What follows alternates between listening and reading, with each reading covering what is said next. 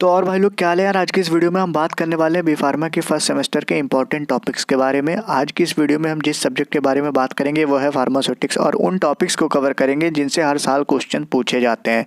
तो अगर आप ये वीडियो देख लेते हो तो आपको सेमेस्टर एग्जाम में बहुत ज़्यादा हेल्प होने वाली है और बहुत ज़्यादा हेल्पफुल होने वाली है वीडियो आपके लिए।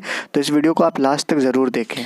और हाँ, मैं क्लियर कर देना चाहता हूँ कि इंपॉर्टेंट टॉपिक से मेरा मतलब ये नहीं है कि आप बाकी पूरा सिलेबस छोड़ के बैठ जाओ, बट इन इंपॉर्टेंट टॉपिक्स को अगर आप ग्रिप में रखते हो तो आप अच्छा खासा स्कोर कर सकते हो। तो बात कर लेते हैं यूनिट 1 में जो सबसे पहला इंपॉर्टेंट टॉपिक है वो है प्रिस्क्रिप्शन। अगर प्रिस्क्रिप्शन आपको 2 नंबर के क्वेश्चन में मिलता है तो आपको बेसिकली करना क्या है, आपको प्रिस्क्रिप्शन की लिखनी है डेफिनेशन और उसके पार्ट्स लिखने, और प्रिस्क्रिप्शन की जो फोटो होती है या कोई फॉर्मेट होता है जो प्रिस्क्रिप्शन का वो बना देना। तो आपके लिए 2 नंबर के लिए इतना सफिशियंट रहेगा।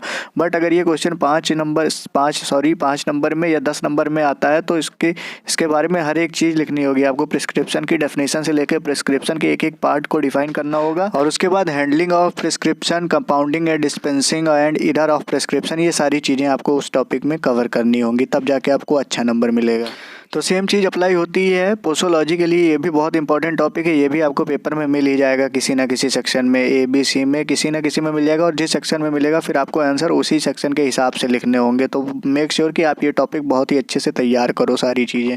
हिस्ट्री ऑफ फार्मेसी भी बहुत इंपॉर्टेंट टॉपिक है, प्लस इसका प्लस पॉइंट क्या है इस टॉपिक का कि ये आपको 5 नंबर या 10 नंबर के ही क्वेश्चन में मिलेगा। तो ये बहुत ईजी टॉपिक है, आप इसको आसानी से 2-3 बार पढ़ोगे तो हो जाएगा। तो सारी चीज़ें आप इसके मेन जो डेट्स हैं या वो नए वॉल्यूम कब ऐड हुए, लेटेस्ट एडिशन कब ऐड हुआ, ये सारी चीज़ें जो अगर आप प्रिपेयर रखोगे तो आप अच्छा स्कोर करोगे इस टॉपिक से। और यूनिट 2 से जो इंपॉर्टेंट टॉपिक है वो पाउडर है और लिक्विड डोसेज फॉर्म है। इससे आपको क्वेश्चन मिलने ही मिलने हैं, इजी टॉपिक है, इसे भी आप अपना प्रिपेयर रखें अच्छी तरीके से।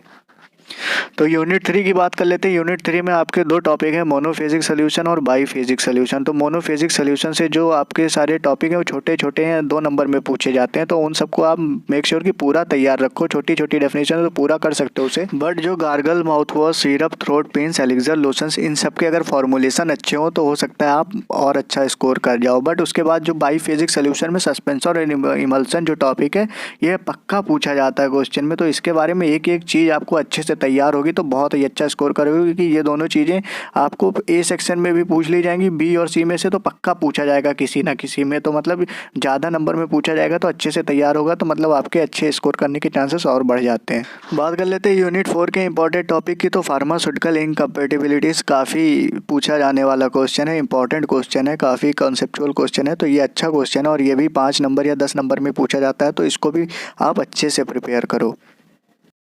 और लास्ट में बात कर लेते हैं यूनिट 5 की। तो यूनिट 5 का जो टॉपिक है वो सेमी सॉलिड डोसेज फॉर्म है। तो आपको सबसे पहले मैं आपको बता देना चाहता हूँ, आपका फार्मास्यूटिक्स जो सब्जेक्ट है तो वो डोसेज फॉर्म से रिलेटेड है, तो आपको हर डोसेज फॉर्म की डेफिनेशन आनी चाहिए। ये ज़रूरी है कि आपको आगे चल के सेमेस्टर में भी हेल्प मिलेगी, बट इस सेमेस्टर के लिए भी इम्पॉर्टेंट है। तो सेमी सॉलिड डोसेज फॉर्म की डेफिनेशन और सारी चीज़ें जितने भी सेमी सॉलिड ड्रग्स आती हैं या डोसेज फॉर्म होती हैं उनकी डेफिनेशन अच्छे से आनी चाहिए, उनके बारे में आपको आइडिया होना चाहिए एक।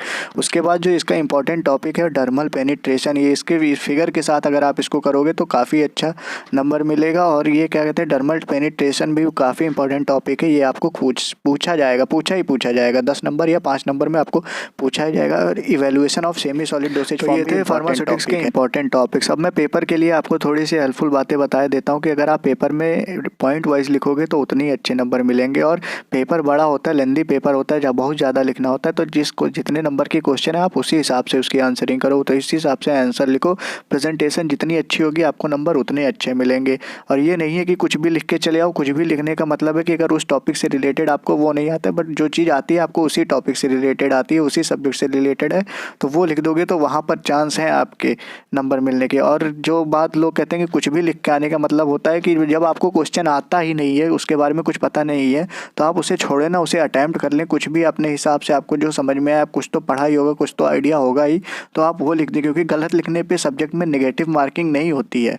तो अगर कुछ गलत लिख लोगे तो आपका नंबर माइनस नहीं होगा, बहुत ज़्यादा होगा तो नंबर नहीं मिलेगा या कुछ ना कुछ मिल ही जाएगा। तो कुछ भी लिखने का मतलब ये होता है कि नहीं, अब मतलब आपका फार्मास्यूटिक्स का है तो आप उसमें एनालिसिस लिख के चले आए, ऐसे नहीं। अगर आपको उस क्वेश्चन से रिलेटेड जो बातें पूछी गई हैं वो नहीं पता है, बट आपको उससे कुछ आता है उस टॉपिक से रिलेटेड, तो आप वो लिख सकते हो जब इन केस जब आपको वो क्वेश्चन आता ही नहीं है।